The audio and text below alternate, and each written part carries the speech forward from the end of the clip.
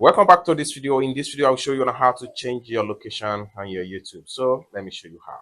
But before we dive into the tutorial, if you find this tutorial useful and you are brand new to this channel, remember click on that subscribe, turn on the notification bell for more useful tutorial like this. So with that being said, let's find out.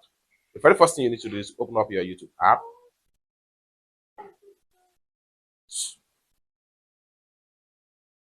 After you open up your YouTube app, next thing you need to do is to simply click on your profile icon right here.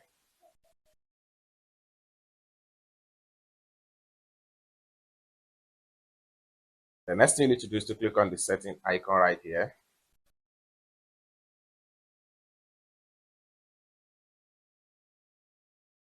The next thing you need to do is to go to general. The next thing you need to do is to go to location.